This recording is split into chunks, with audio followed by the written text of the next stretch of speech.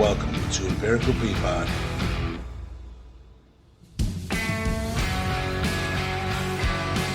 I'm your host, Tim Day. Thank you so much for continuing this journey with me, where I get to sit and talk to all my favorite people. You guys remember the drill. Don't forget to like, follow, share, subscribe. Let's get into today's episode. All right, great. So I'm here with Sarah Starnes, which I'm very excited to talk to. Appreciate you finding the time to sit down with me. Thank you. Thanks for having me on, Tim. Yeah, let's jump right into it because I know you're in Washington now, and we'll get there eventually. But you started in. Did you start in Illinois? I did. I grew up in the suburbs of Chicago. Really? Which particular suburb did you grow up in? Downers Grove and Naperville were two that I was in a lot, but I kind of jumped around a little bit. Little traveling around. Did you switch schools then, like during elementary school and things like that? I was in public school, kindergarten, first and second grade, and then I was homeschooled Really? from third through sixth grade. So even though I was in the Chicago suburbs, I wasn't in a public situation until eighth grade again. And then I moved as a freshman to Southern Illinois, and I lived out in the country for high school. But you went to a public school back in high school? Back in eighth grade and high school and college were all public again. Wow. What was it? There's two specific dynamics there that I'm very curious about. And one would be basically being pulled out of a public school, which is like your only socialization, or at least your main socialization. Was that something that affected you, or you were like happy to be out of it? Uh, in second grade, I begged my parents to pull me out of public school because I hated being indoors under fluorescent lights Yeah. all day.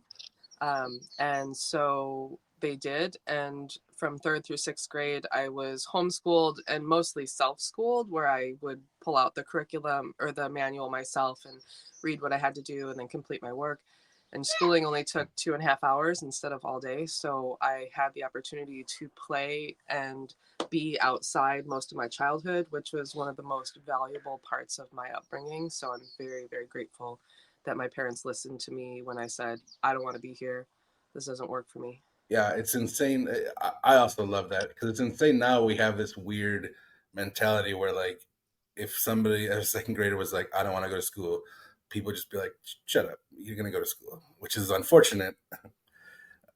But that's Yeah. just where we're at, unfortunately. Would you consider, I'm going to use this terminology, but would you consider are your parents kind of like hippie-ish people?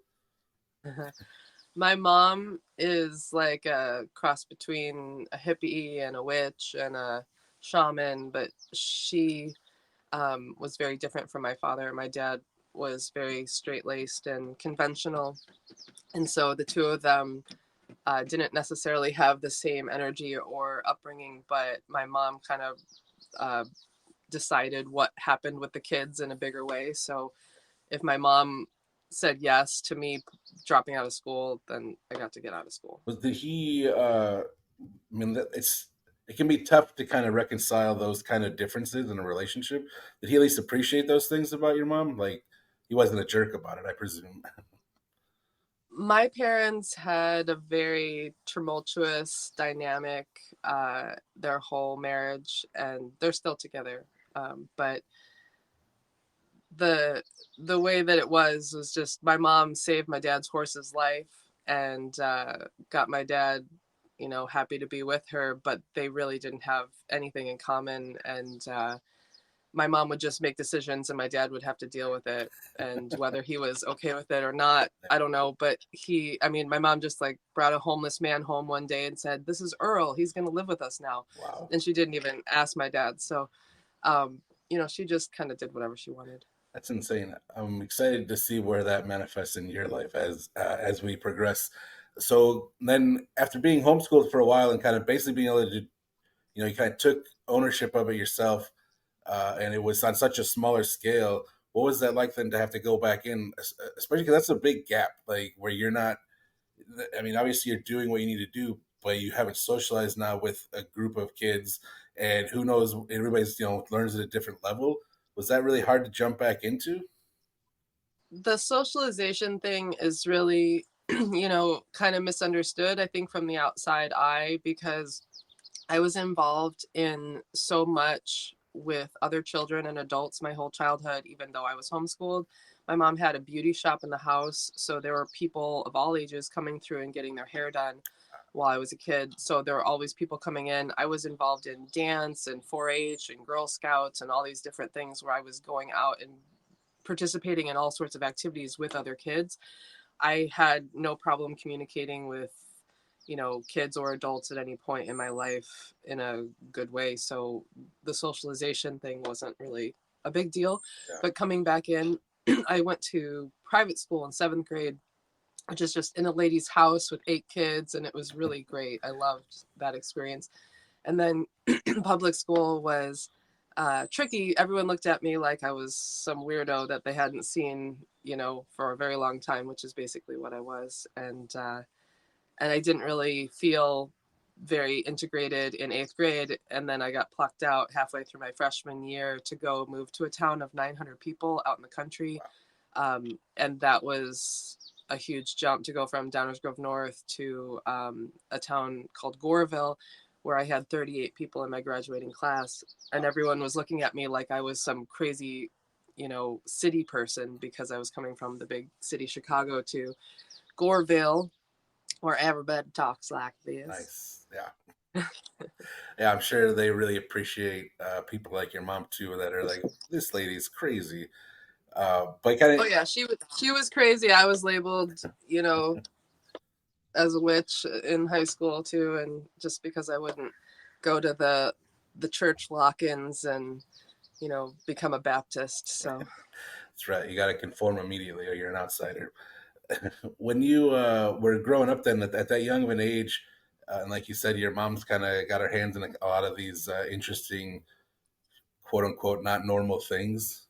I think they're normal and amazing, but at least like from a different standpoint, were you drawn to those at an early age, or is that something you kind of found as you got older? do you mean like alternative approaches to life, Yeah, or? yeah. I guess that's the best way we can label. I hate labeling stuff, but like there's got to be a way to talk about it. So yes, I feel like I naturally felt comfortable with growing up eating out of an organic garden, and running around the neighborhood on my own, just exploring and playing outdoors. I had my mom bringing a health food delivery, a semi shipment of produce and food once a month, that people would come and get what they needed from our house when there weren't any health food stores around yet when I was young. And so I grew up with healthy food and natural living in a way that felt very good and comfortable. And I've never really been drawn to live any way different other than as close to nature as possible. yeah, that's amazing. It's almost like your mom's like ahead of her time, which is She didn't get a lot of good experiences with my older siblings and the medical profession, with all sorts of health issues and things that she had with her older kids. So she just turned away from Western medicine and went a completely holistic route. And I'm very, very grateful that I grew up in a household where I had the opportunity to have healthy food, because I wouldn't have survived probably if I didn't. yeah. So you have older siblings, I do. I have 3 older siblings. and you have a do you have a younger sister? I do. Just the one. So Yes. I know that because, and we'll get to that also because you guys are, I feel like, well known in this area. Oh, in the Chicagoland Yeah, area. yeah. So you said you went to college also. So after going back to high school and getting through that, you ended up going to college Yeah, I moved out of Goreville the day I graduated high school. I was ready to go. Um, I've always been really ballsy about just going on trips and doing things. When I was 13, I told my parents I wanted to go to Europe, and they were like, well, we're not paying for that. So I raised all the money I needed myself, and I spent 3 months in Europe as a 13-year-old. alone. Uh, well, it was with a student ambassador Oh, program okay, that I okay, found. but So still, like I Jesus. was like with families, but I just set it all up myself. I went and raised the money myself. I was just like, I'm out of here. Yeah, I'm gonna go do something fun. So so I feel like that's always been natural. And with college, I just moved away from Goreville because I wanted something different, and moved in with my sister and her husband in the Chicago suburbs. Started going to college at DuPage, and I spent a couple years going there, and then I started teaching yoga there and getting classes for free. So I actually kept going to college DuPage for about 7 years as a way to just learn whatever I wanted to learn. And all I got degree wise was just an associate's there, but I took plenty of classes, of interest, and got to experience what I needed for free. So yeah. no college debt at all, which is really great because I had scholarships from high school to go in initially, and I just never had to experience the student loan trap, which is great. Yeah, that's amazing.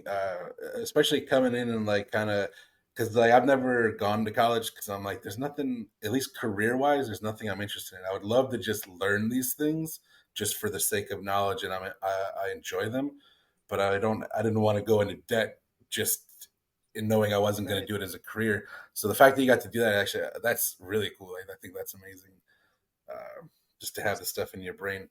When did you first kind of get certified then to teach yoga? Was it like during Um, I college or just took before? I took my first yoga teacher training, my first like 200-hour training in 1999. I started it, and which was just after I graduated high school. I graduated in 98. So as I was starting college, I started teacher training shortly after that, and I went on to take trainings with multiple different teachers around the world, and basically like just kept exploring yoga as much as I could in my 20s and 30s, and now I'm in my mid 40s, and I'm just living out in the middle of nowhere. Do you so because one of the things I think is amazing is that's 25 years. Like you've been an instructor for 25 years now, which is insane. Uh, and you said you've traveled all over the world. Is there different certifications? I know there's different disciplines of yoga, and there's a lot of different arms of yoga. Is there different certifications for these different disciplines? And what does that traveling around the world look like? So when you are studying yoga, it can look a lot of different ways, and there's no worldwide regulation as far as how it's laid out. I received certifications in a couple different styles of yoga with different teachers, but then my biggest, I guess, like worldwide travel training experience was with a style of yoga called Anusara yoga. And the reason why it was worldwide was the teacher who started it, John Friend. He would travel worldwide and offer trainings all over. So those of us wanted to work on our certification in Anusara, which I ended up getting after 10 years of study. So 10 years of traveling around the world, studying with him and other teachers in the field. He called his students the Mystical Mary Band, and we would just travel all over and study with him. And it was basically a cult. Like it was basically a yoga cult, and we loved our experience, and it was great. And it had a big collapse at the end, and um, a lot of the people that receive certifications in that style don't call themselves that type of yoga teacher anymore for a lot of different reasons. But it was it was a wonderful experience overall for me, and I loved it, and I'm very grateful for what I experienced throughout that whole segment of my yoga training. Yeah, sounds amazing. What kind of, I mean, we've generalized world traveling. What were some of the countries that you guys would stop in and like kind of offer these things in? Well, I've taught in a lot of different countries, but as far as where I was going to train with John and some of the other teachers, a lot of it was in US states for his trainings, and we would go to sometimes like places in Europe or Sweden and Finland. I've been to Indonesia. Um, I'm very, I guess, in love with exploring any new area, and so anytime I'd get an opportunity, I'd go and check out a new area. And if there was a training going on, I would certainly take classes or the whole training if I could. But it was very being a 10-year segment of my life. It was very much just like whatever was happening, wherever it was, I would do what I could do, what I could afford, and sometimes you'd see the same people over and over again, and sometimes you'd meet all sorts of new people. And there were a lot of festivals, things like yoga journal festivals that would have a big Anusara segment of it. So we'd go and just be in our own little club and clan of yogis for the week and have all kinds of after parties. And it was it was wild. It was wild but wonderful. Yeah. And Do you miss those days, or do you kind of look back at them and just be like, I had a great time, but I'm glad that that part of my life is over? um I am really glad that I've had the opportunity to experience all the different wild times in my life.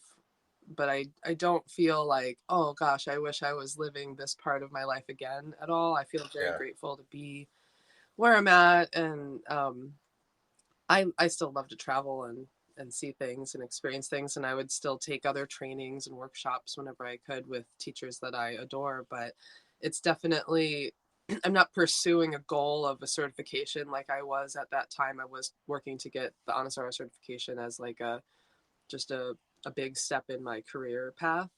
And it was something that only a couple hundred people had done the yeah, whole completion of by the time I did it. Felt like just a big accomplishment. And um, but I've also just really enjoyed a lot of other paths of yoga besides the Anusara one, because they've all offered me different perspectives and the ability to teach a lot of different styles and ways and people. And I I also don't like labels, uh, so I usually just call my classes yoga. I don't really like to pick a style, I guess. yeah. I think it's really hard to get past the labels because I feel like it's the main thing that separates us because we all want to pack bond with something, but then once you start doing it, then you're separating from something else, and that creates tension, which is unfortunate. Do you? Now I lost my train of thought. Perfect. Well, that's nice dead air. That'll be good. People love that when they listen to the show. Oh, have you ever had a quote unquote regular job? Like when you said you couldn't really handle school because of the fluorescent lights. Like I get a lot of headaches. I got these beautiful blue eyes, and I get a lot of headaches from fluorescent lights. And I've had a lot of retail jobs with disgusting lighting. Have you ever had to deal with anything like that? Oh yeah, I've had all sorts of jobs, and I like to think that I teach yoga wherever I am, every way I can. So like I've for several years I was a bartender and a server, and being a waitress or a bartender really teaches you how to be of service. I don't like what alcohol does to people's lives, but I took it as an opportunity for me to talk with people as they sat across from me, at my bar, and I would serve them alcohol, but I would talk to them about their life and see if I could encourage them to actually not come and see me at the bar very often and come and see me elsewhere, in different ways. But yeah, I've worked retail. I've been the Easter bunny in the mall. Really? Yeah, That's I've awesome. been a newspaper deliverer, and I've worked for kiosks and managed shoe stores, and I managed a marijuana dispensary when I was in Oregon. That was really fun. That sounds. It always seemed like such an interesting job. I think I'd be terrible at it because I don't partake, so I don't know anything about it. But it's like any job, you just learn. If you have any appreciation for like natural medicine and healing, it's basically, it felt like I was working in an apothecary, and people would come in and tell me their ailments, and I would suggest a flower that would help them heal.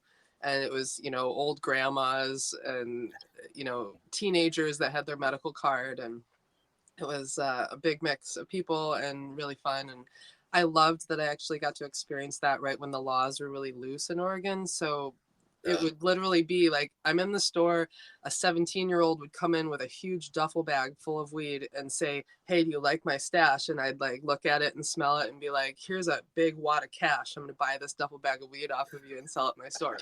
That was my job, and it was really fun. Wow. Is it really? That's insane because it doesn't sound that regulated. It wasn't But like, it I feel wasn't like but that's what it should be. Is more like that. That is kind of it cool. was wonderful, and then, it got a little more constrained. That's unfortunate. So let's talk about your path then.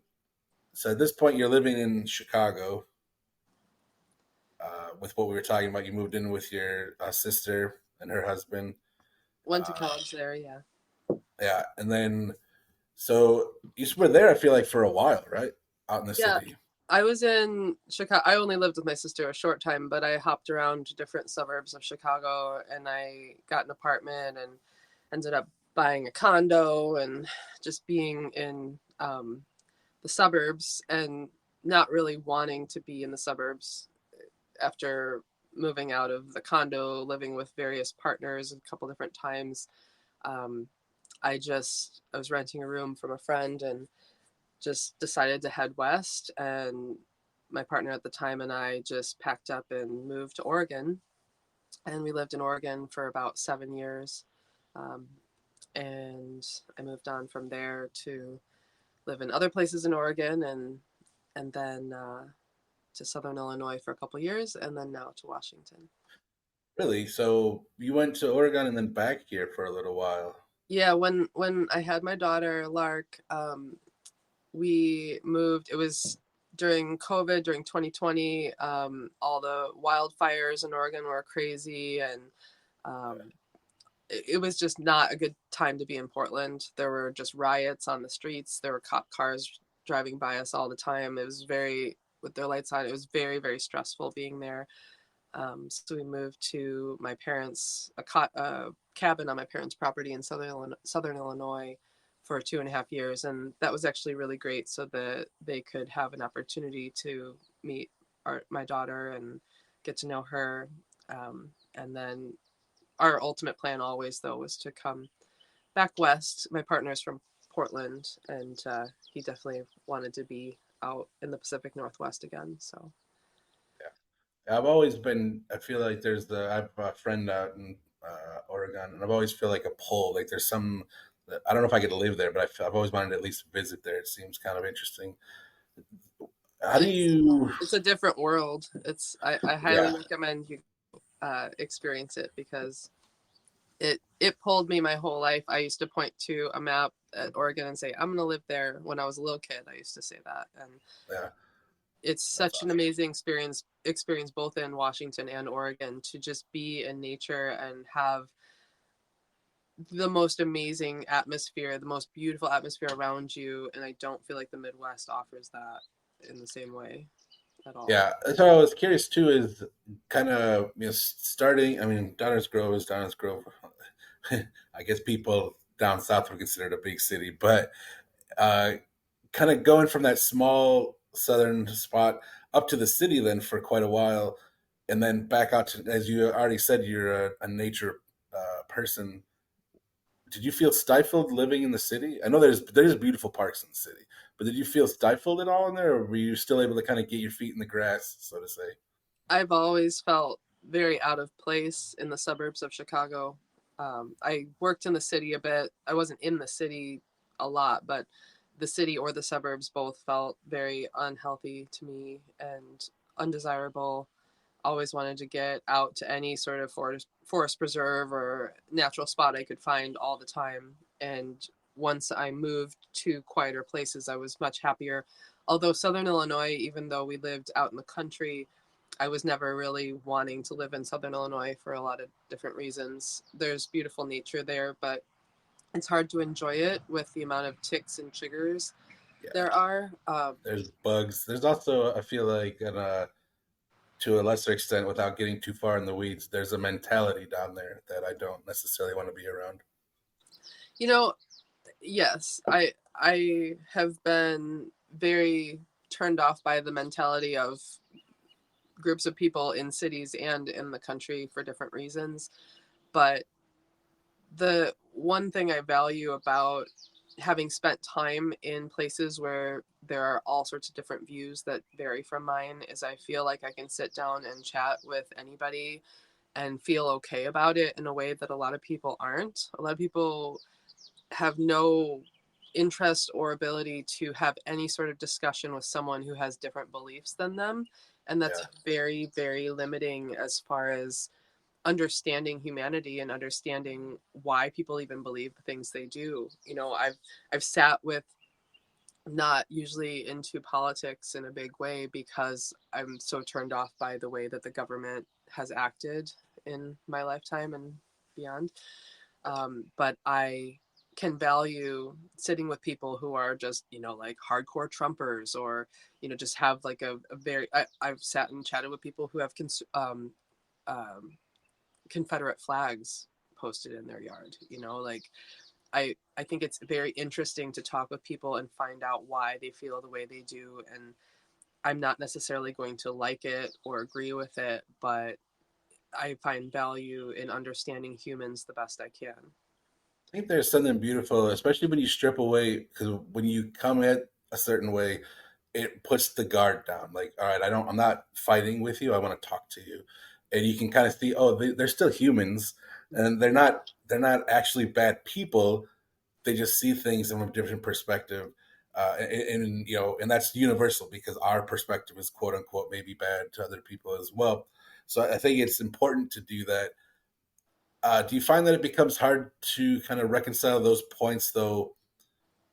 Again, not I don't want to turn this into a political talk at all, but there's a difference between like, all right, let's talk about humanity and these make sense as a person, and then crossing lines where like, oh, but you are also stifling people's basic human rights, and that's not political. That's a problem.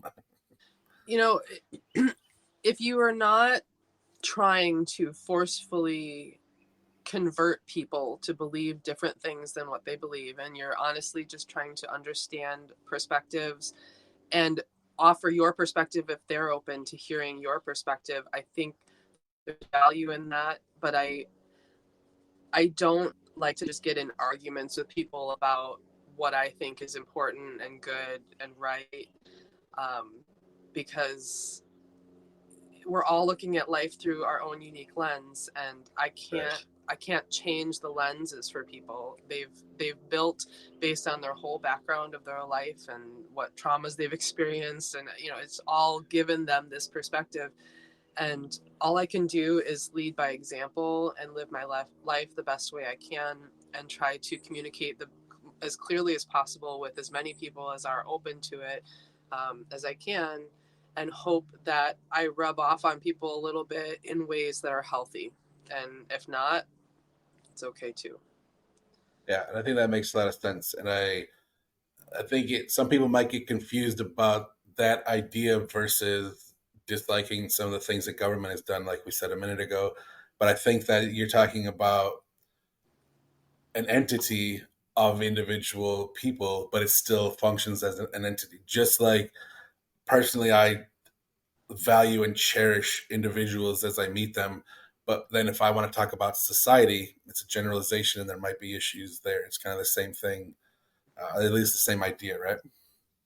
Yeah, I think relating to people on some level and creating connection is a valuable thing to explore. And if, just to give you like one example, if I have a friend and they circumcise their little boy and I don't like the fact that they cut the tip of their child's penis off, like, I'm not going to hate them, even though they made a choice that I definitely don't agree with, and I would let them know how I feel about it if they ask me. But I'm not going to completely avoid that person in my life necessarily because they made this choice that I completely don't agree with. But it's tricky when it comes down to something where you feel like it's child abuse, or, you know, it's really hard to navigate that.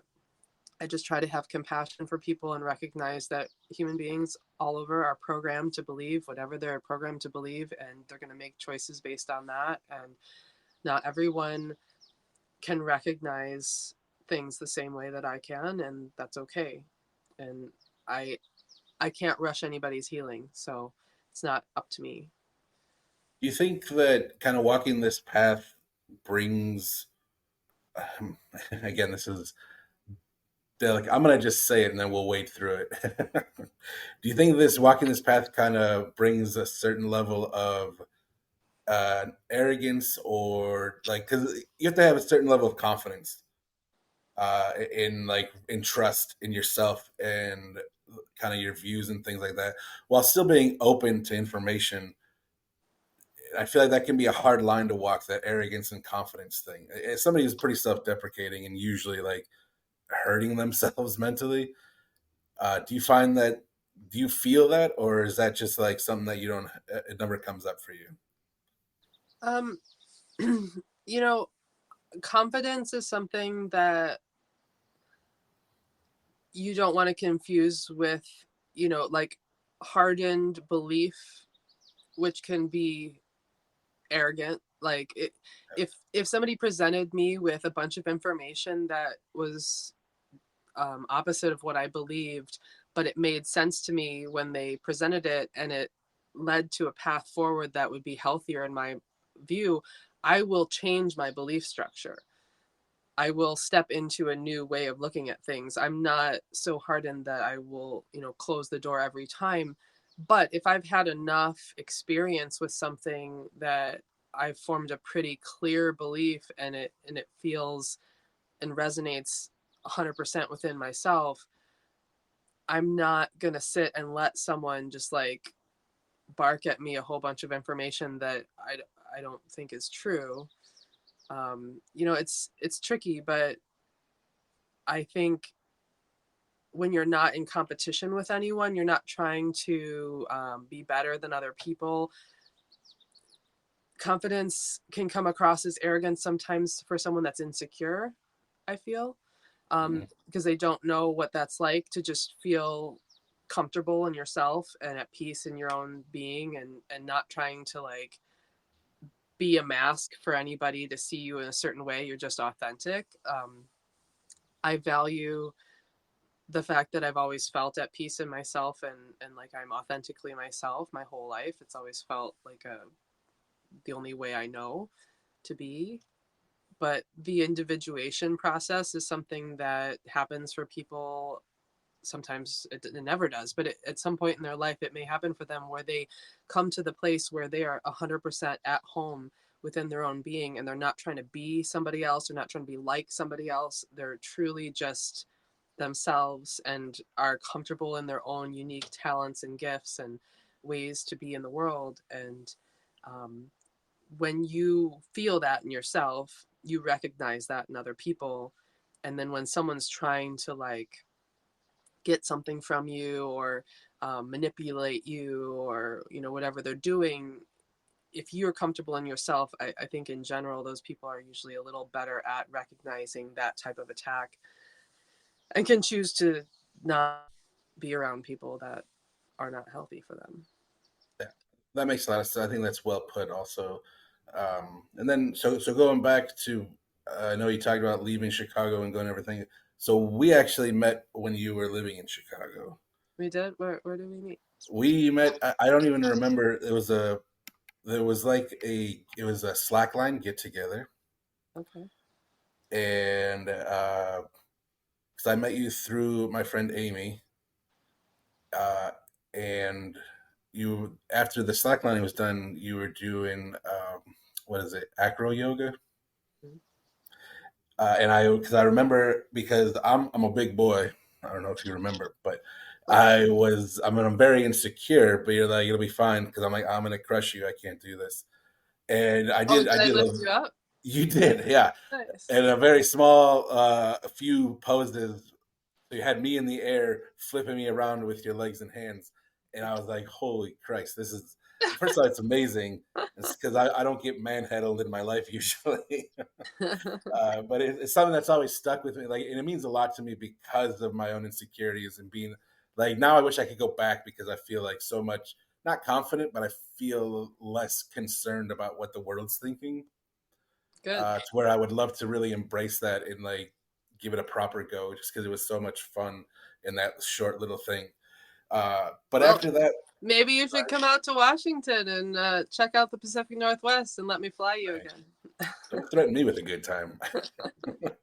So, with you said you had it since you were a little kid, that pull to kind of end up in Oregon.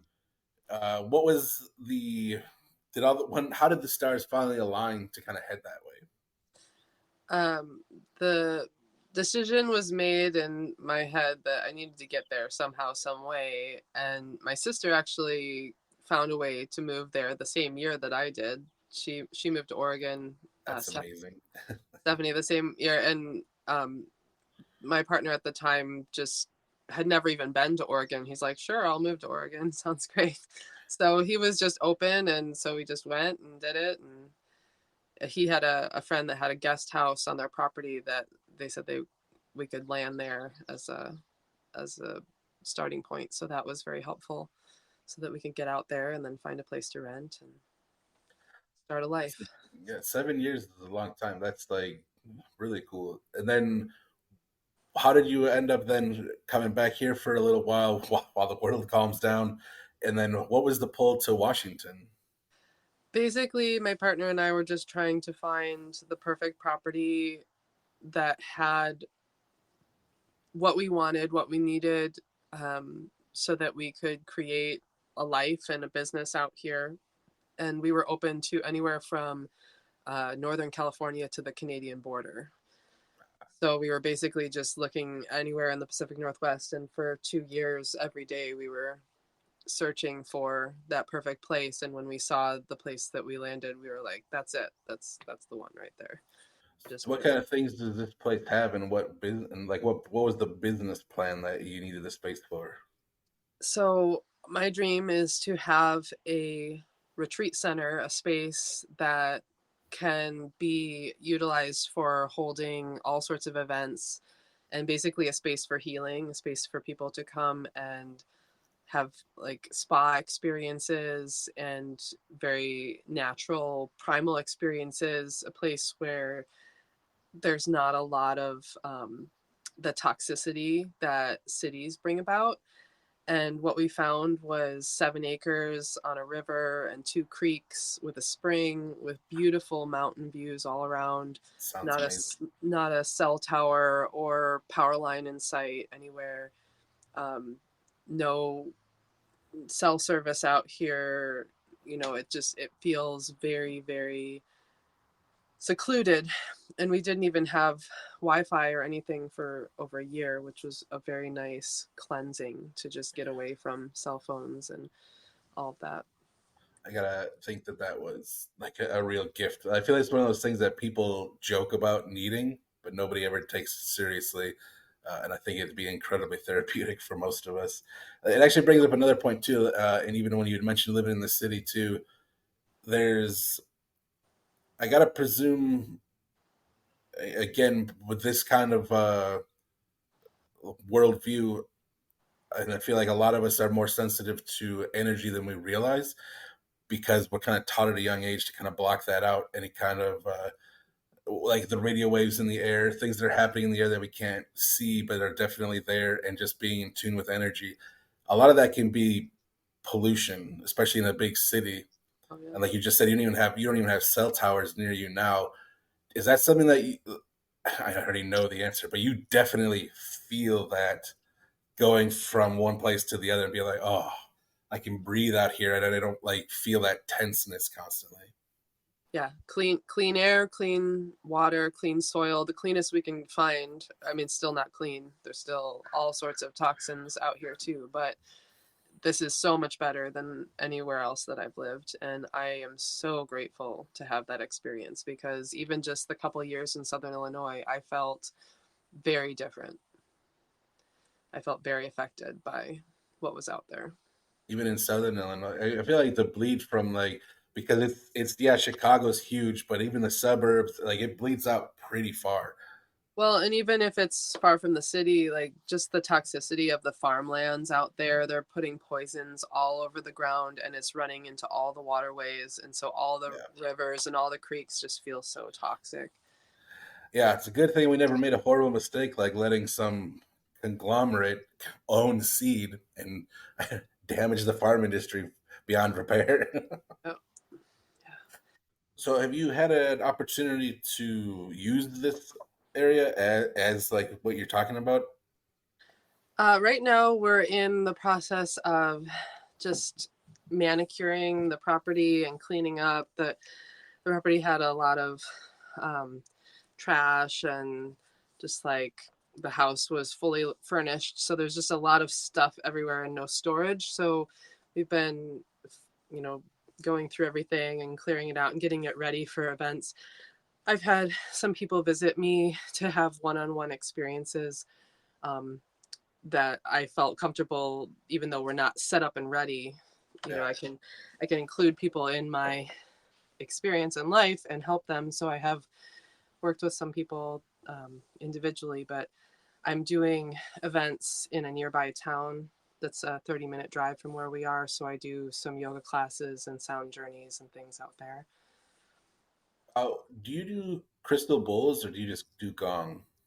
I do crystal bowls and gongs and all Do you have the sorts full of. set of the bowls or just a couple?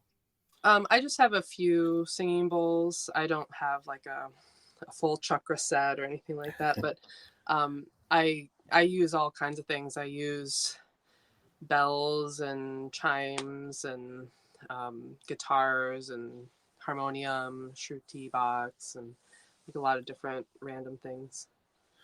Yeah, those are always my favorite. Was doing the any kind of sound healing. I think is just so amazing.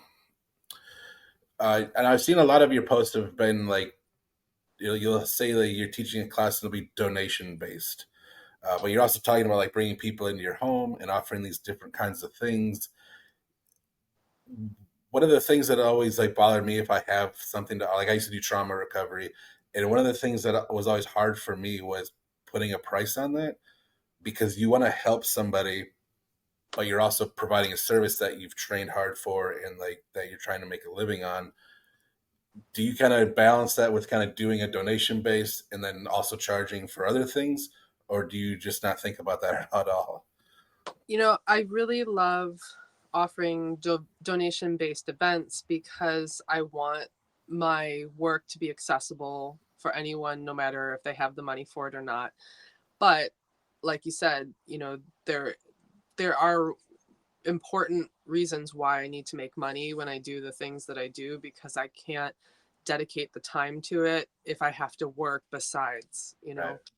So it's it's a delicate balance of basically letting people know how much I'd like to make for my work based on my comfort level and what I feel is important and valuable for me, and also working with people if they want to like work for part of their like they could help me with a project for part of whatever I'm offering, or I give people payment plans for things. And you know, I love to be flexible with that, but I also don't appreciate it if someone has the means, they have a lot of money, and they just want to like throw me, you know, a couple dollars for something that I really should make a lot more for.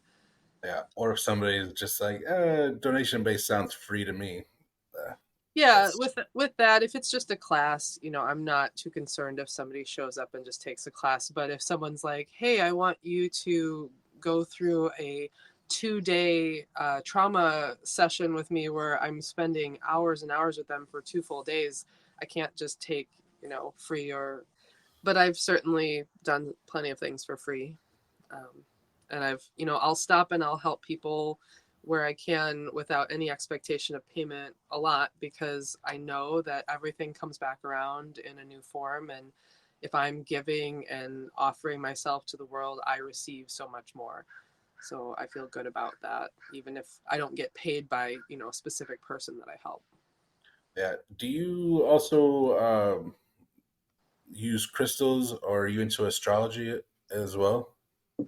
I love studying astrology. I do a lot with crystals and rocks. I'm a rock hound.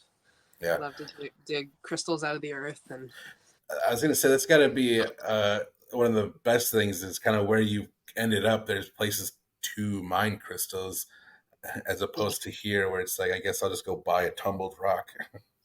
Well, and there's a lot in the Midwest, and like I've done a lot of mining in like Arkansas is like a great spot, closer to you. But yeah, I can look for gold and agates right in the river here, and it's yeah, it's really magical being in a place where I can forage for plants and mushrooms and rocks and whatever it is I want.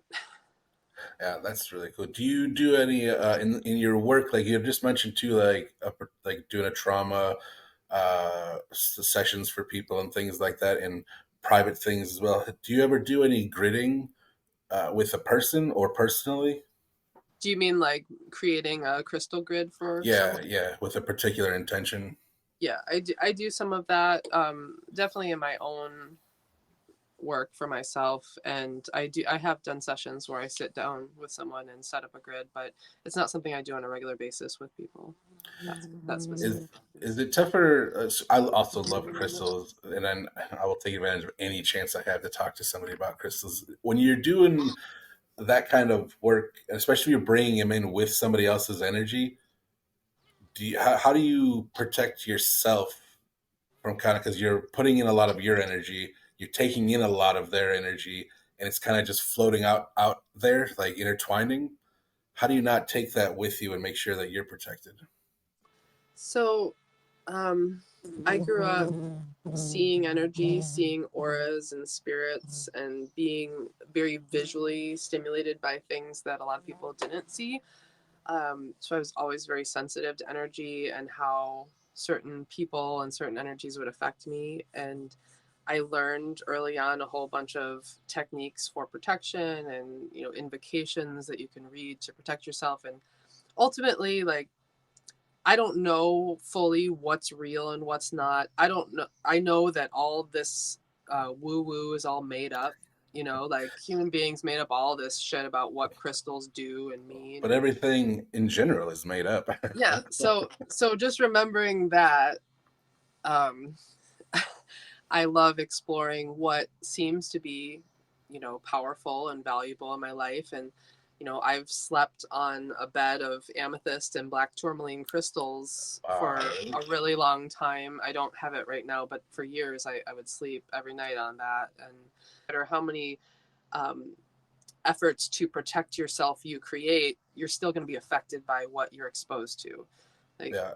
you know, I can step into a space where there's toxic air, and I can, you know, visualize a rainbow around me and do all these things and wear crystals and think that I'm protected, but I'm still going to breathe that toxic air. So um, it's it's important, I think, to just do the work of clearing and cleansing yourself whenever you can, so that you're replenished and able to step forward in a clear way with someone else and to be able to handle and deal with whatever that it is that they release.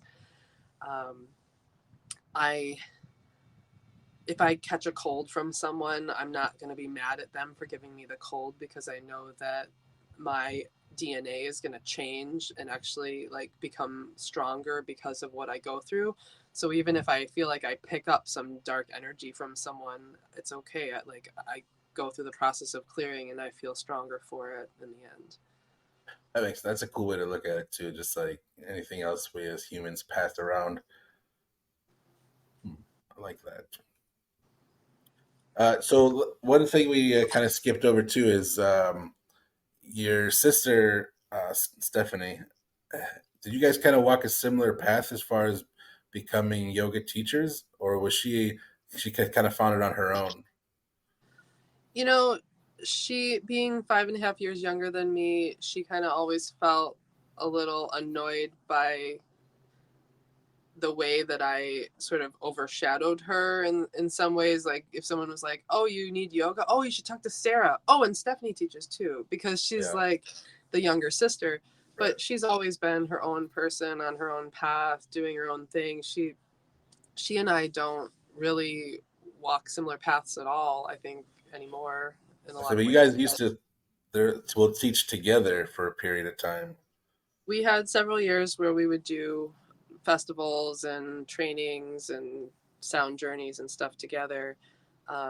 When we lived in Oregon, we did a little bit of that together. and we had a kind of a falling out experience that made us decide to go our separate ways in that regard. So we don't teach together anymore. She's still in Oregon. Yeah. That's cool. Yeah, I mean it's hard. I feel like any time you put two people in a room, like unfortunately, I feel like it's just a matter of time until something slips through the cracks. No Well, matter how much you love it. it's hard with siblings, you know, to Yeah, maintain a work relationship. When there's so much more involved with sibling dynamic and the relationship with family. It's been wonderful having a child because it's brought Stephanie back into my life because she wants to be around my daughter. yeah, So it's a positive that you know she comes in into our lives the way she does now. I'm very happy that she's doing her own thing because ultimately, even when she and I were collaborating with business, she kind of always has had her own vision of wanting to get out of the yoga scene and get into the music scene in a way that I wasn't driven by. I was always driven by I'm in this for the service of humanity. I want to help people heal. And she's been like, I want to go and be this musician. So yeah. Are you close with your older siblings? I don't talk to two of them at all. I'm Facebook friends with one of them, but um, my other one I talk to here and there. But we're very our family is very disjointed, and I feel very isolated in my own life now. There was a lot of trauma and a lot of chaos in my past with my siblings and our dynamic with our parents and my sister and I, Stephanie and I, have the same mom and dad, and then I have a sister and brother that have a different dad, and then another sister with a different dad. So I didn't grow up with the old one. She was put up for adoption and raised with a totally different family. So it's just not a very close knit family at all. My younger sister and I were close growing up, but we, like I said, you know, kind of went our separate ways. Yeah, that's a tough thing. Like my older brother is technically my stepbrother. He's got a different mom, but it's like you're raised as a family, whatever, and then you grow up and you kind of learn these things. And we grew up in a, well, at least I grew up. My experience was very, very traumatic growing up in the house I grew up in. I think it's important for people to hear that sort of thing too, like the actual like the details are irrelevant. Everybody's got their own, uh, cross to bear. But I feel like sometimes when we talk about these things and how we kind of view the world and how we try to like take it all in stride and like be at a certain level of peace while letting everybody be who they are, I think it's easy to forget that no, we've been through a lot of bullshit also. And it doesn't mean we're immune and it doesn't mean we're above anybody else. Like it's okay to struggle. It's okay to like if you're still in that place, like be in that place and you're still okay, right? Well, and it's all for us. You know, it's all of the struggle is for us ultimately, I feel. That's my belief is that every challenge is the medicine. And if you if you fall into a space where you can't get through what you're going through, it might not feel like medicine. But if you get through it and you're able to shift and heal afterwards, most often you can reflect back and find some sort of value in whatever it is you went through, even really hard and dark stuff. You know, I've experienced tons of darkness in my life, and I think that because I did, I can be there for someone that has gone through just about anything and be able to sit deeply with them in whatever they're experiencing. And even if I haven't had the exact same trauma, I've experienced enough deep trauma that I know how to hold space for someone that has. Yeah, I think that that's a critical thing too, because like that's the kind of thing that just sitting with somebody and not even necessarily knowing the specifics about it, you can just feel so connected just based on energy, like what's being put out and what you're receiving. Uh, what does holding space mean to you?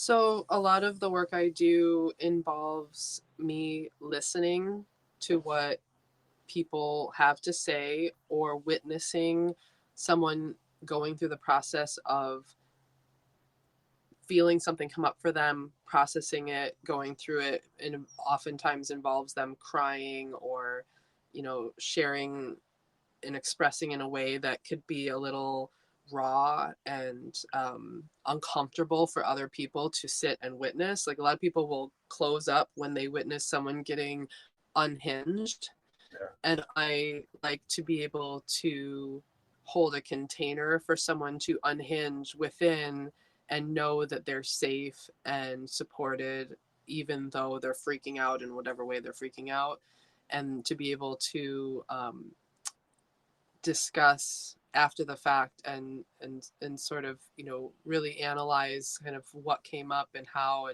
and to be able to find a path to move forward from there. um, that all is part of the journey of being a space holder to me, to really be grounded enough and present enough that I'm able to do that for someone and be a support system even after the fact when possible, because life is really hard, and a lot of people aren't given that opportunity by friends or family or their therapists or anything to really be able to unravel, and we have to unravel before we can like move forward, because everyone is so bound and tight and wound and holding onto so much, and it feels a lot better when you let all that stuff go. And so I just like to be helpful if I can be when people are going through that process.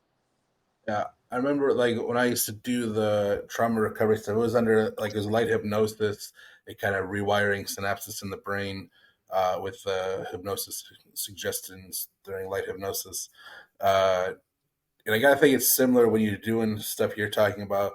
My favorite part was there's a point where you can see the lights come back on in somebody, and it's like it's just the best feeling in the world that because like you didn't necessarily do that, but you facilitated it in a way. You know, it was already there for them. You just are kind of guiding where you're needed. Uh, Mhm. and like, do you get that in the stuff that you do as well?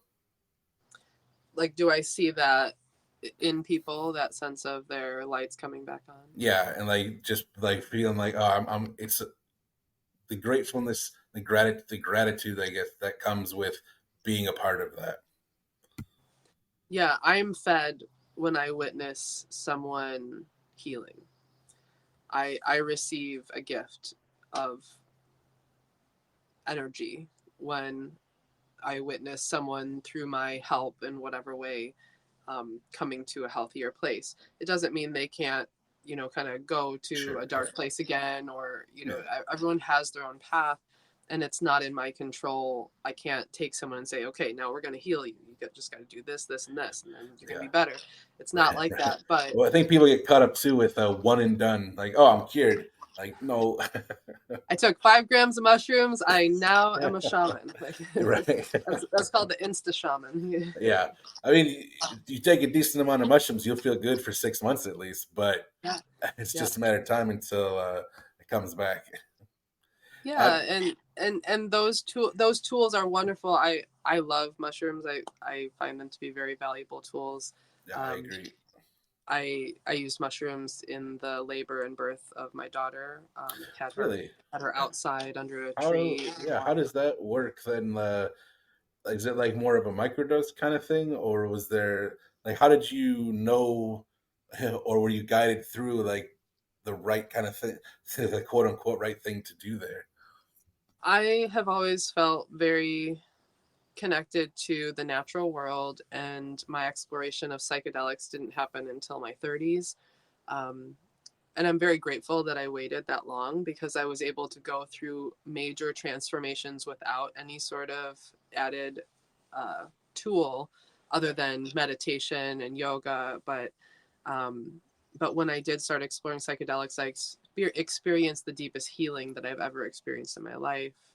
And I'm very grateful for them. And I do use mushrooms in my work here and there. But I love how intuitively I knew that that's what I needed to take to get my labor started. And it wasn't that I didn't need to just like wait for my labor to start naturally for myself. It was that my midwife was saying, "Hey, your insurance runs out in 3 days.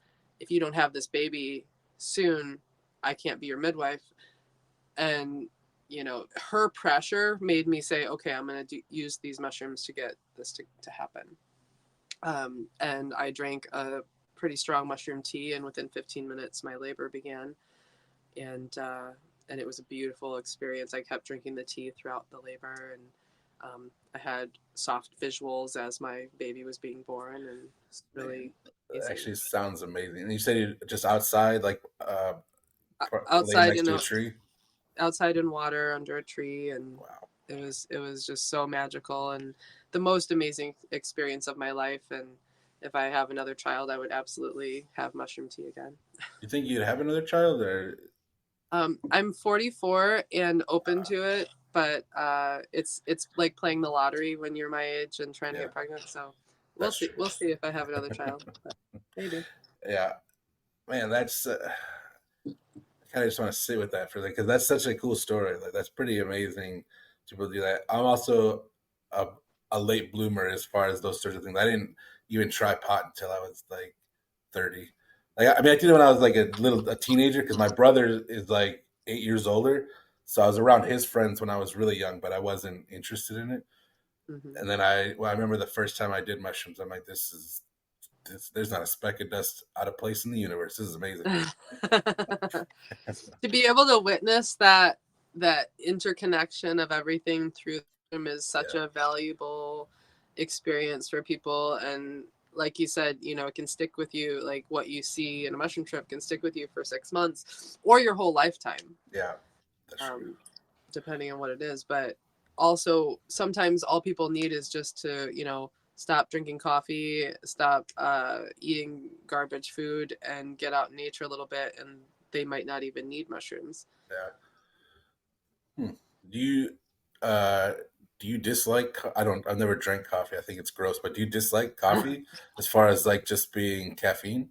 I think it's really unfortunate that a lot of human beings have to have something to get them to do the things that they think they need to do, and a stimulated life where you're like pushed by caffeine. Or like if people are drinking, it's much worse, I think, if you're drinking like those energy drinks and things that are Yeah, really strong. But even if you're drinking coffee just in the morning, I feel like it's doing something to you that is not ultimately that healthy. It's acidic. It dries you out. It's not a good thing. I love the taste of coffee personally, and I will have like a little bit of a decaf once in a while just to taste it, because I think it's an interesting thing, and I don't like hate on coffee. Like the fruit of coffee is an interesting plant, but right. um, I don't want to drink coffee on a regular basis for myself because it doesn't make me feel good. I I would get a stomach ache if I drank a coffee every day. Do you feel similar then to something like chocolate? I Like love a milk little bit. chocolate? I love a little bit of chocolate in my life when I can have it. I don't feel like the amount of caffeine that's in a little bite of chocolate is affecting me negatively. I feel really really good with a little little cacao in my life. Chocolate's so good, dude. Like I would hate to villainize it. Yeah, I don't think honey is one of the biggest medicines, Yeah. and chocolate is a medicine.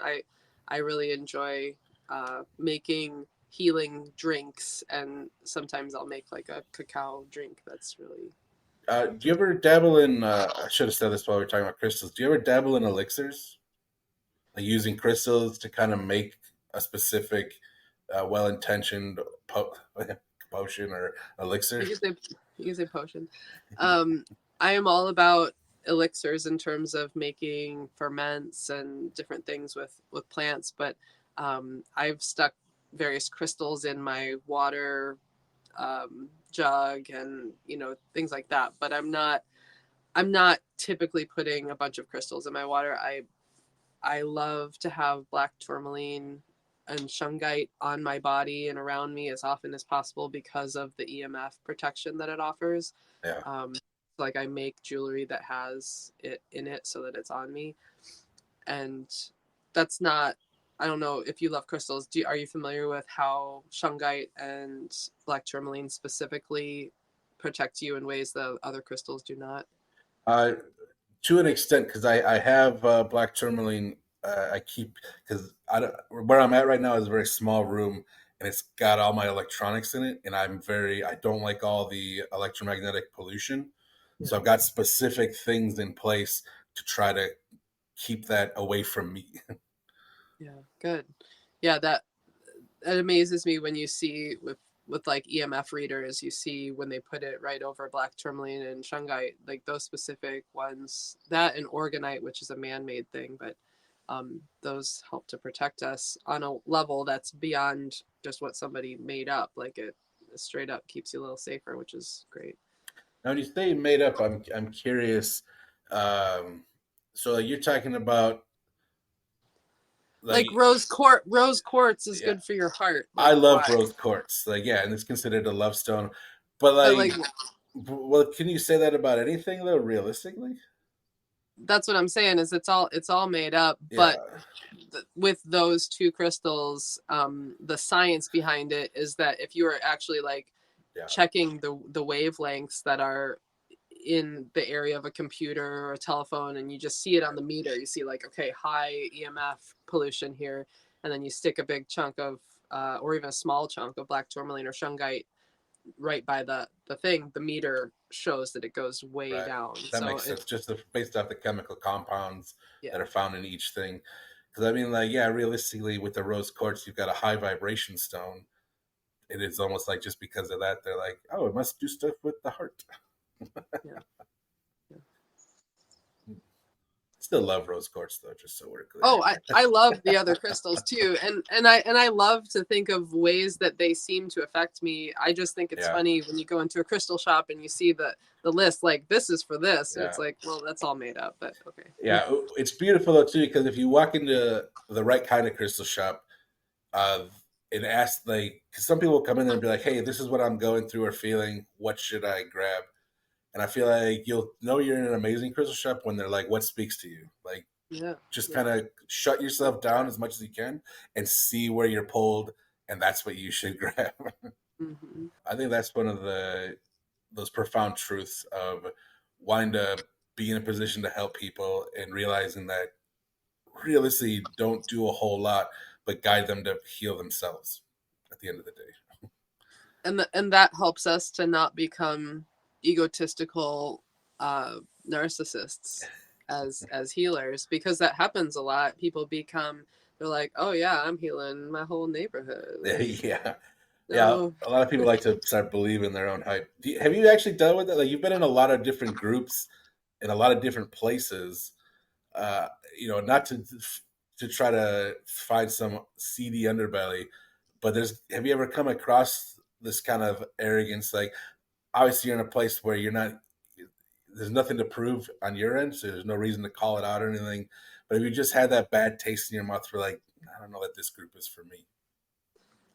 I've experienced that all over the place most of my life. Yeah, it's very frequent that I'm I'm stepping away from people saying, "Up, oh, not quite my vibe or not my tribe," just Yeah, not what I'm into. And at the same time, I try to be open to, you know, communicating and connecting with those that are drawn to me, but boundaries are important, and if I feel like someone is trying to manipulate me, I'm not going to spend time with them.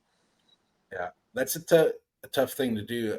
Throughout your whole journey, how has kind of the boundary process changed? Because I feel like it can be hard to set clear boundaries and then kind of live in them. I mean, you had a very interesting upbringing, an amazing upbringing, so you might have been more ready for that. More ready. God, I'm an idiot, but you might have been better prepared for that sort of thing just because where you came from. But do you kind of feel? Can you speak to different parts of your life? Do you feel like okay, almost like looking back, like I wasn't as good as I was then. I've gotten a lot better now. or have you always kind of had that built in? So I grew up building a shell around me because I was getting physically abused in my house, and I was trying to stay safe within my own shell. I didn't like I'm to get also a shell kid for the same reason. yeah, and that's it taught me right away that I needed to look out for myself and keep myself safe because I wasn't safe in my own home.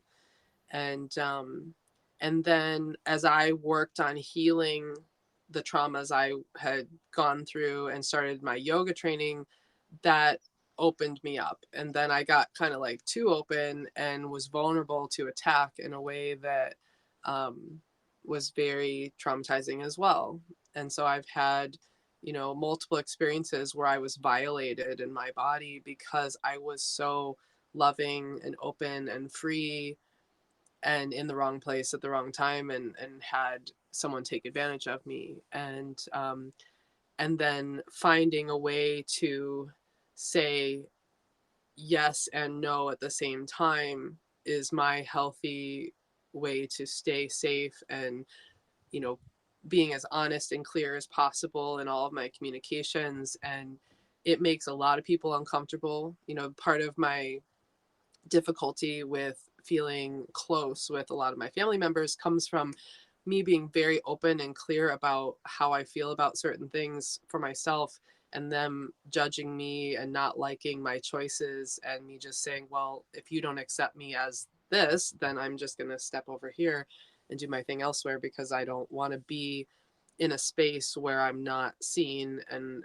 cared for, and I don't want to spend time just listening to someone's projections on me that don't resonate with my truth. Like if people are like, for instance, cannabis is something that I find value in and find healing from, and I received a lot of judgment as a breastfeeding mom from my family. They're like, hey, you're going to screw up your kid because you're smoking weed.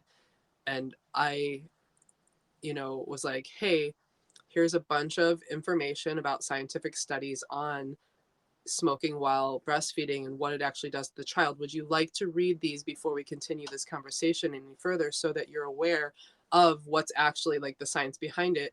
And they all refused to even look at them. And so I Right. said, okay, this conversation is over then. Like, I am not going to sit and just receive um, criticism from people that don't even understand what's actually happening right now. Did you find the irony of hearing stuff like that from, depending on who they were, a generation that used to smoke in hospitals?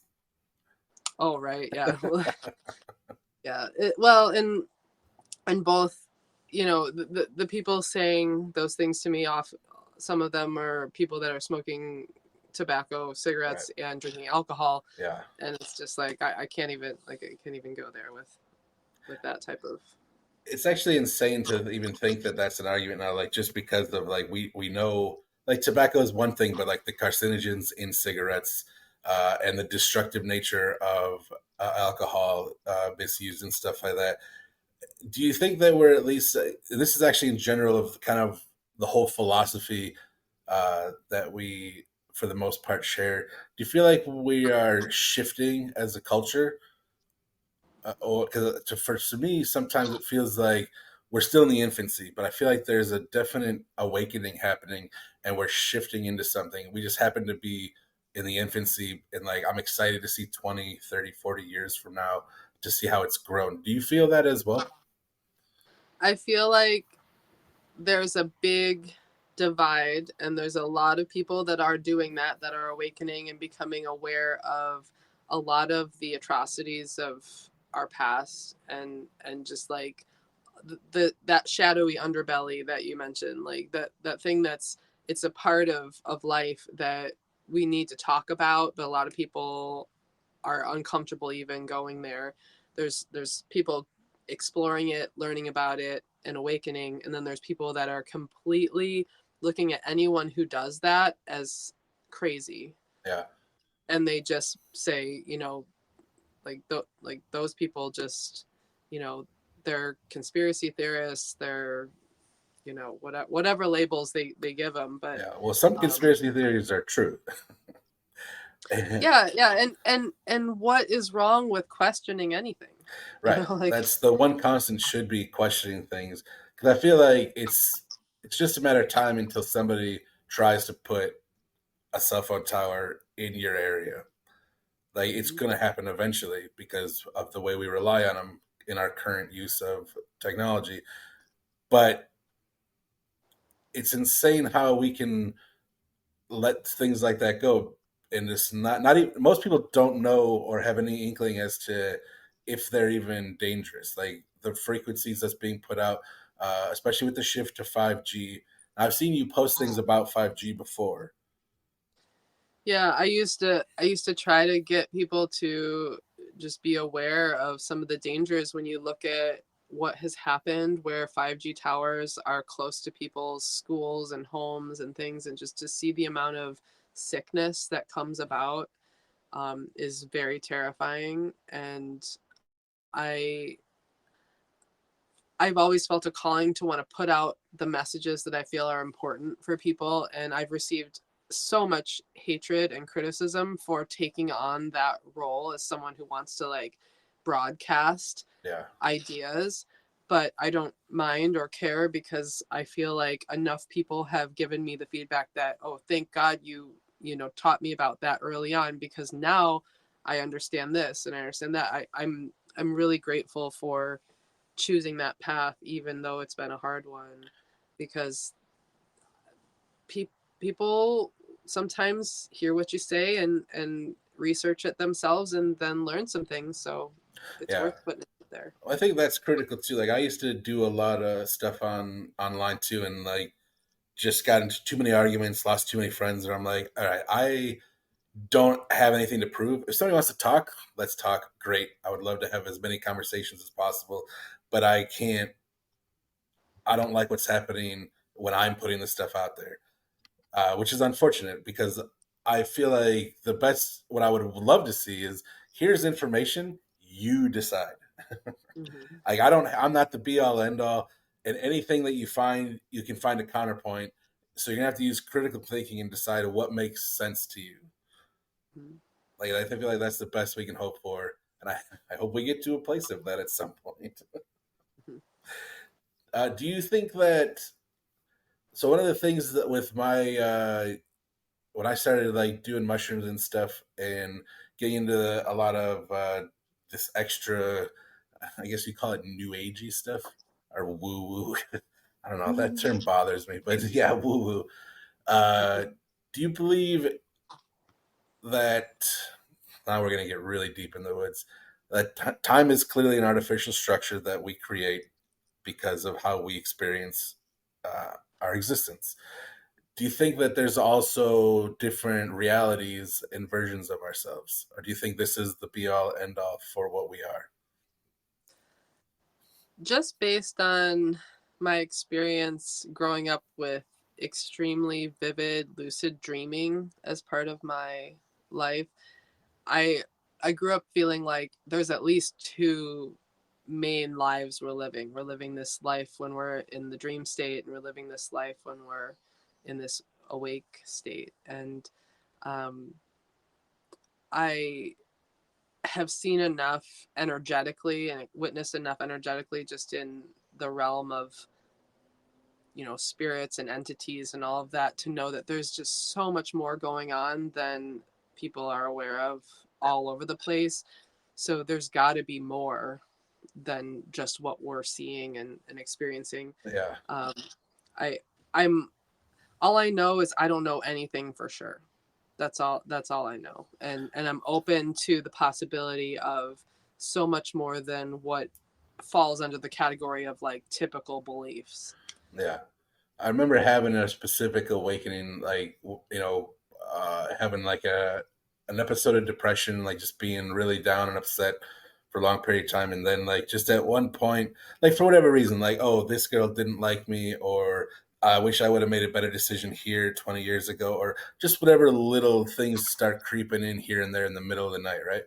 And then, but at some point, I was just like, man, there's it actually came. I don't know if you're familiar with Alan Watts. It came from an Alan Watts lecture I was listening to, and he tells this amazing story about how, like, imagine when you go to sleep, you dream an entire lifetime, and you are 100% control.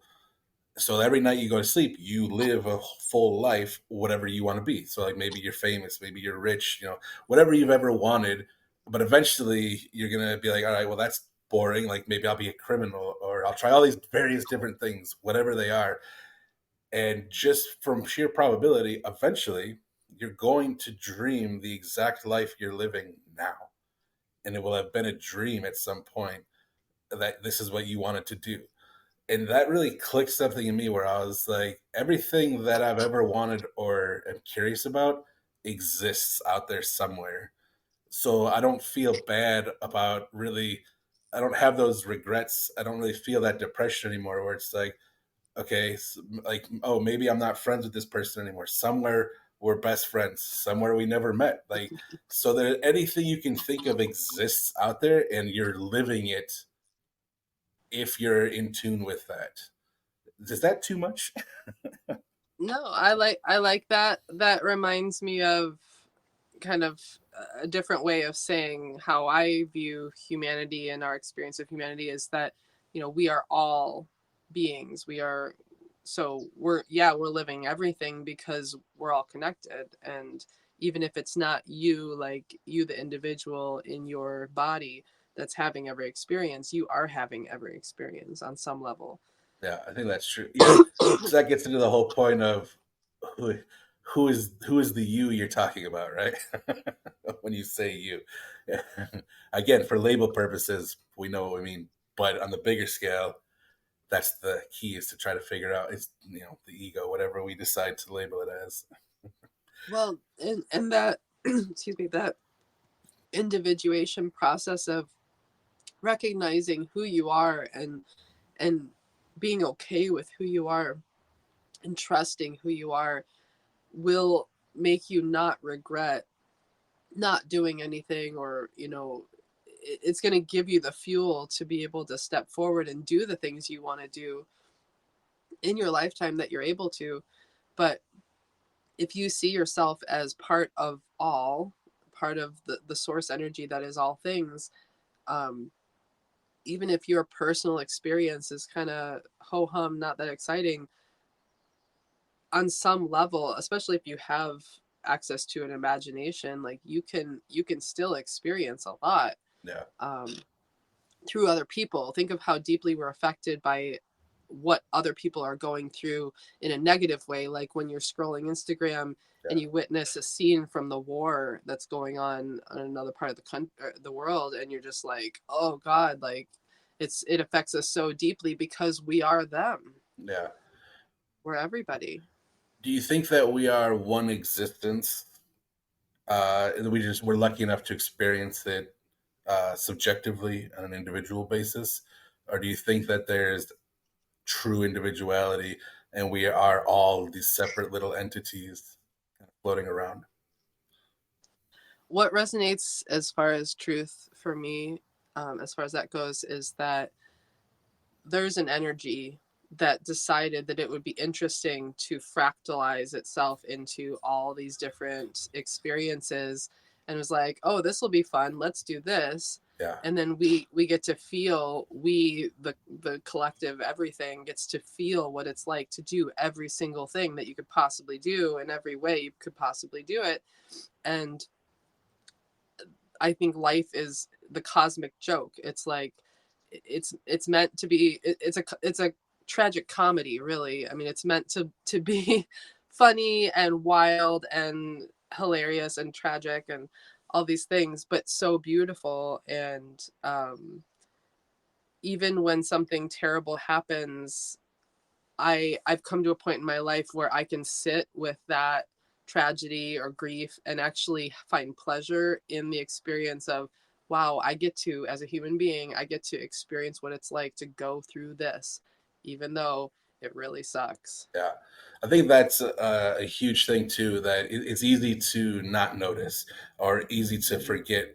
Even as something as simple as like when you're like, "Oh, I got to pay these bills." It's like, well, I get to pay these bills, so I have a roof over my head. I get to buy groceries, so I can have food to eat. Like, it's all a perspective. Like, do you want to have a positive experience? Do you want to have a negative experience? You can kind of, to an extent, you can control that. It doesn't mean paying bills doesn't suck. It just means that there's a reason for it if you are willing to see it. Yeah, and if you are in a more pleasant mind space more of the time, every thought you have is affecting every cell in your body every moment. So if you can be in a, you know, a homeostasis or a grounded centered place a lot of the time, your cells are going to be healthier and happier no matter what. That I think a lot to attach that to is inner monologue and self-deprecating. Like, I'm trying to really get out of that. It's really really hard because it's a defense mechanism I've had my whole life. Is like I came from a negative place growing up where it was like constantly put down or beat down. So now I preemptively do it. So I'm basically untouchable. That's the shell, right, That's of the abused it. child. And now I'm like, it's not serving me anymore, and I don't like it. And I think it's the one of the things holding me back now. And I think it's, like I said, piggyback to what you said. I'm hoping to use that same idea to kind of eventually get past that. Great. Yes, great. Do it, rock it out, get through it. It's really nice to feel like you've shed that because your whole life will change. Yeah, it's nice too because like I try to check in with myself periodically, and I do feel like I've shed so many things. It's like an onion, right? Like, there's layers to it, and like we said earlier, it's not a one and done. Like, No, and it never stops. Like I'll never get to a place in my life where I'm like, okay, I'm done. I'm yeah, healed. I've done all my healing. I'm ready now to just be a human without trauma. Like it's yeah, not how it works. yeah. I remember when I years and years ago, I was on a very yogic path, and I've fallen off and gotten really really unhealthy based on a lot of tragedy and trauma that I've been through over the last 5 or 6 years. But when I started that journey, one of my somebody I got became really enamored with and like really admired was my friend Sharice. That she used to work at Prana. She's a yoga instructor out here, and she said when you start this journey, because it can be really hard because it's going to open you up in ways you didn't realize were possible. But when you do this, you're healing 3 generations back and 3 forward. And like that's something that really always stuck with me. And I was like, damn, that's really cool. Like, and I know where I come from. I'm like, Jesus Christ, do they need it? Yeah, yeah. It's part of our healing involves connecting to our ancestors and honoring the fact that we are the way we are partially because of how easy or hard our parents and our grandparents and great grandparents had it.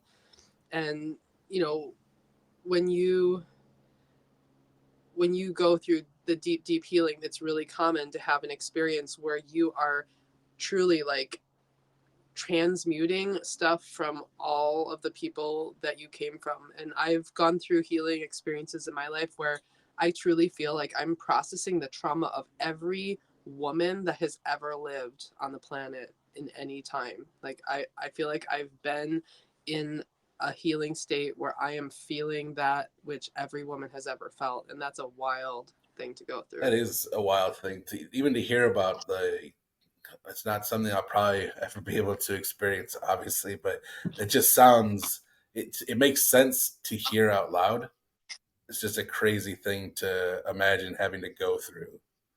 Yeah. That's huge. So we talked a little bit too about you working on the homestead, getting things Mhm. slowly prepared for the big picture. What else do you think is next for you and the family out there? Well, we basically need to build some structures so that there are ways to house people, and we want to make like some saunas and composting toilets and things like that.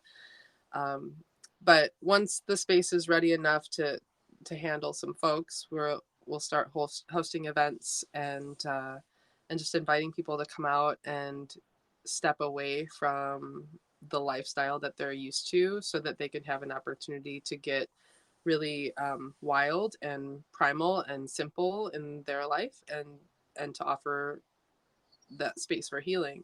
So I want to have, you know, a place where people can come and like put their cell phone in a box and not look at it for the whole week that they're there, and you know, look at the river instead. Way better.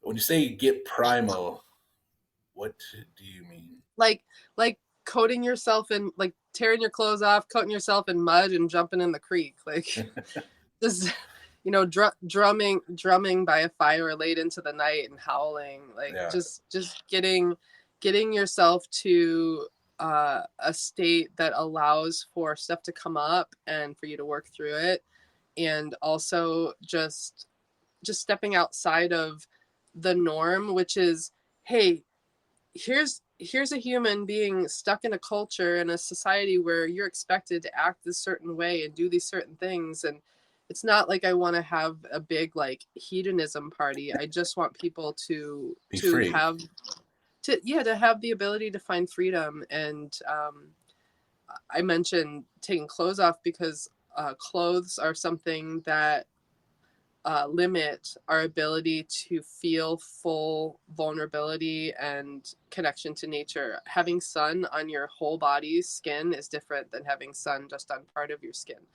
Um, Feeling that cold, crisp water on your body without wearing a swimsuit, like, it does affect you differently. It's I've always felt like just a nudist at heart, because I value my time in the sunshine, and I get really upset when I think about um, specifically how women have been not allowed to like show parts of their body because of the comfort levels of other people.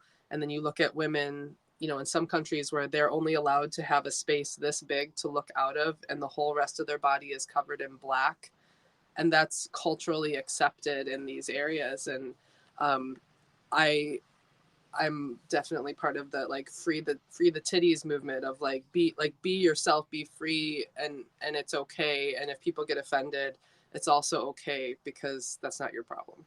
Yeah, So that's true. That's definitely on them. I love this concept. It's something that I'm curious about only because like I've never been comfortable in my own skin.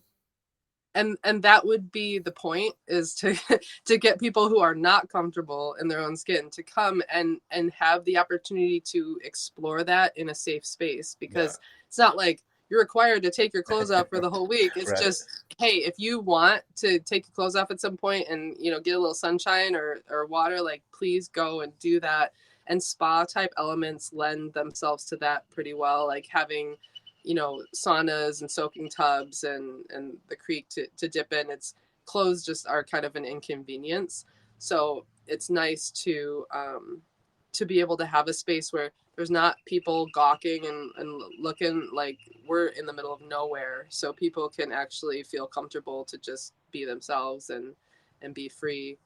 And I want to have the ability to provide that for people, because I want it for myself and my daughter and my partner to feel like we can do it. And um, I just think there's a lot of healing to be done in that realm. I do agree with that. It definitely seems healing and incredibly freeing.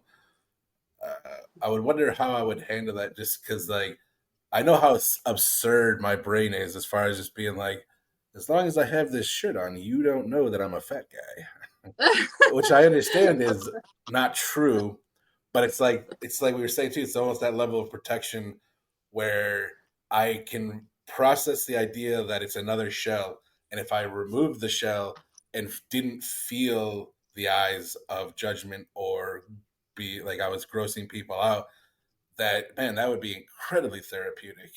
Mm-hmm. Yeah, and so like in your situation, what I would want to offer is like, hey, as a first step, go by yourself and go down to the river and go take a swim, and nobody else is going to come down there. Like, you just go and you have this experience where you don't have to worry about anybody looking at you. And once you do that a couple times, then maybe, and you get to know some people who are like, hey, you know what, if you're swimming in the river too, like, I feel okay with that. And you know, you take it at your own pace, Yeah, but it's it's not it's unfortunate that nudity equals sexualization so much of the time, when nudity is just simply our bodies, like it's our meat suit, it's natural, it's okay to um to expose it to the elements. In fact, it's very healing, and there's so much shame around the body that is just so limiting. And I like seeing that shed away yeah. when possible. That was one of the things where I remember when the Free the Nipple campaign was starting. I was like, this makes a lot of sense. Like, you're talking about hundreds of years of being oppressed, and it makes no sense. And it's over sexualized just because you've oppressed it for so long and turned it into this thing. So by letting that go, it's going to be uncomfortable for a little while, but in 20, 30, 40, 50 years, it's just going to be the norm again. And nobody will be looking at it like that. But you have to start at some point. Like, stop being weird. Right. Yeah. Yeah, I think that's incredible. That's going to be really awesome. I'm just thinking about it. And you know, to be able to like offer really clean eating for people while they're here, so that they're not as easily triggered by those stimulants that are just available in their cabinet. And you know, I'll make delicious herbal teas and elixirs and things for people to drink, so it's not like they won't have something enjoyable and pleasurable, but it's just to give them a healthy choice for a period of time, so that they can hopefully witness that there's another way, and then incorporate what they valued from the experience into their life when they come back. I don't know if this is possible, but without getting into specifics, because it's still in its infancy and it will change as time goes on, how do you put a price tag on something like that? Like, being like, all right, I'm going to stay for 5 days, and knowing at least what you want to provide and what the options are. Again, without a dollar amount, like, how do you kind of start structuring that as being like, all right, this is around what it's going to probably cost to do these things realistically?